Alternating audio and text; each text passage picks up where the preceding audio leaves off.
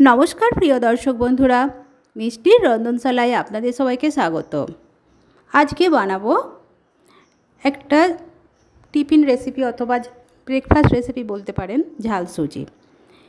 किन्तु तार आगे जे समस्त नतून बंधुरा एखोनो आमार चैनलटी सबस्क्राइब करेनि तादेर काछे आमार चैनलटी सबस्क्राइब करार अनुरोध रइल। अनेक बाच्चारा सब्जी खेते चाय ना, टिफिनेও रोज रोज कि बानिये देबेन भेबे पान ना, तारा अवश्यई এই রেসিপিটা একবার ট্রাই করতে পারেন। চলুন আর দেরি না করে চটপট রেসিপিটা দেখে নেওয়া যাক। প্রথমেই আমি এখানে একটা যে 200 গ্রাম সুজি হয় সেই সুজিটা নিয়ে নিয়েছি। সুজিটা শুকনো খোলায় আগে একটু নাড়াচাড়া করে হালকা ভেজে নেব। ভাজা হয়ে গেলে এটা একটা আলাদা পাত্রে ঢেলে নেব। তারপর আমি এখানে পরিমাণ মতন সাদা তেল দিয়ে দেব। তেলটা গরম হয়ে গেলে हाफ चामच कालो सर्षे और एकटू कड़ी पाता फोड़न देव। एखाने 7-8टा कड़ी पाता आछे और एखाने सब्जिर जोन्नो आमी गाजर आलू कैप्सिकाम टमेटो और कपि केटे निएछि। एबार आलू गाजर और कपि आमी एकसाथे तेलेते दिए दिलाम। एकटू नाड़ाचाड़ा करे हालका भेजे नेब। कपिटा किन्तु आमी अवश्य एखाने नुन जले आगे भापिए निएछि। একটু নাড়াচাড়া করে নিয়ে তারপর আমি এখানে পরিমাণ মতো নুন দিয়ে দিলাম। নুনটা একবারই দিয়ে দিলাম, পরে আর আমি নুন দেব না। নুনটা দিয়ে একটু ভালোভাবে নাড়াচাড়া করে নেব। তারপর এর মধ্যে দিয়ে দেব খুব সামান্য পরিমাণে হলুদ গুঁড়ো। খুব ভালোভাবে নাড়াচাড়া করে নেব। নিয়ে গ্যাসটা লো ফ্লেমে রেখে চাপা দিয়ে আমি বেশ কিছুক্ষণ রান্না করব যতক্ষণ না সবজিটা সেদ্ধ হয়। সবজি সেদ্ধ হয়ে গেছে, আমি একটা আলু কেটে দেখাচ্ছি। এরপর আমি ক্যাপসিকামটা এর মধ্যে দিয়ে দেব। ক্যাপসিকামটা ভাজা হতে খুব বেশি সময় লাগে না। ক্যাপসিকাম আর টমেটো কুচি আমি একবারই দিয়ে দিলাম। দিয়ে আর একটু ভালোভাবে নাড়াচাড়া করে নিয়ে আবার গ্যাসটা একটু লো ফ্লেমে রেখে আরও কিছুক্ষণ রান্না করে নেব চাপা দিয়ে, যাতে টমেটোটা নরম হয়ে যায়। আবার কিছুক্ষণ পর আমি ঢাকনাটা খুলে নিয়েছি।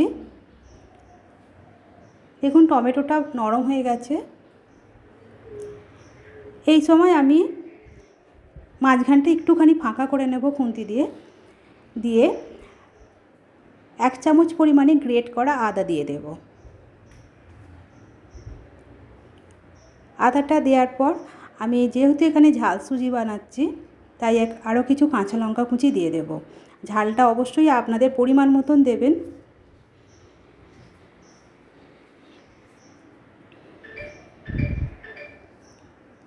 খুব ভালোভাবে নাড়াচাড়া করে নেব।